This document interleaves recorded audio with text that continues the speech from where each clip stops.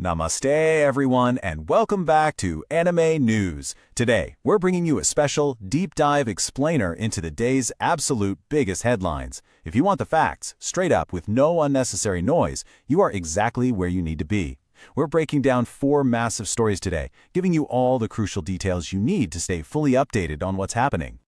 But first, I've got a question for you. What on earth could link a Nordic tech agreement, a massive mystery in the Bengal elections, and Virat Kohli making a grand return to the ODI squad? It sounds crazy, right? But these are the exact stories shaping India's future today, both locally and globally. So let's jump right into this wild ride. Okay, let's dive into this. We've got 4 main pillars on the agenda today. 1. PM Modi's Nordic diplomacy. 2. The intense drama surrounding the Falta Repoll. 3. A major arrest by the CBI in a high-profile murder case. And 4. The newly announced Indian cricket squads. All right, kicking things off with Section 1, PM Modi's Nordic diplomacy and how ties are strengthening over in Oslo. Now, to really get why this matters, we have to look back a bit. This trip isn't just some random visit. Today's Oslo summit is actually building on some serious momentum from the Stockholm summit back in 2018 and Copenhagen in 2022. It's all part of a huge, multi-year strategy to deepen India's strategic footprint in the Nordic region. Now, what's really interesting here are the actual, tangible results from PM Modi's sit-down with Finland's Prime Minister, Petteri Orpo. We're not just talking vague promises. We're seeing a brand new mobility partnership designed to make it super easy for tech innovators to cross borders. Plus, they've set up a joint task force focusing on 6G research.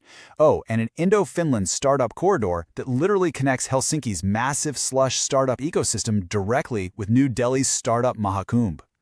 So, why should you care about all this diplomacy? Because this is a massive win for Indian professionals.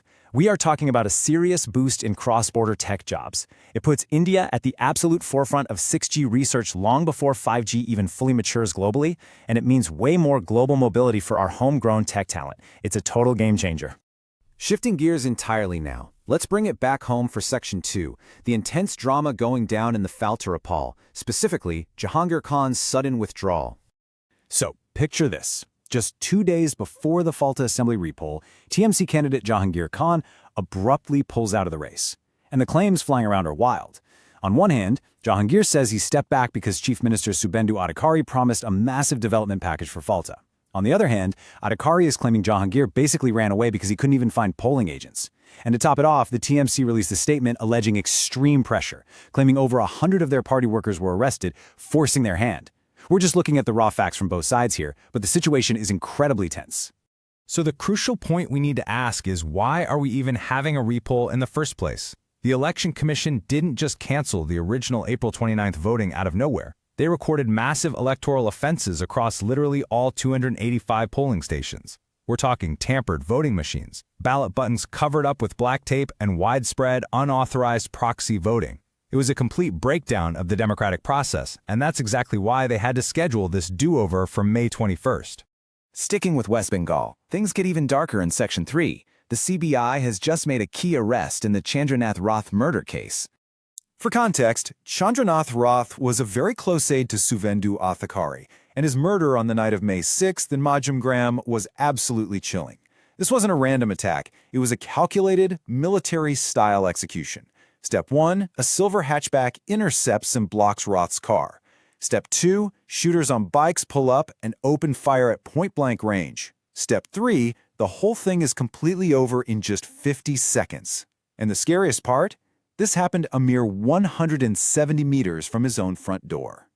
And this brilliantly illustrates how one tiny mistake can bring down a whole criminal operation.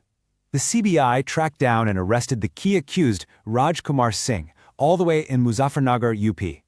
These killers were incredibly careful. They used stolen bikes, fake license plates, the works, but they slipped up digitally. Trying to avoid fast tag tracking, they made a direct UPI payment at the Nivedita Setha toll plaza instead. That single digital footprint was exactly what the CBI needed to track the assassins across multiple states all the way back to Jharkhand.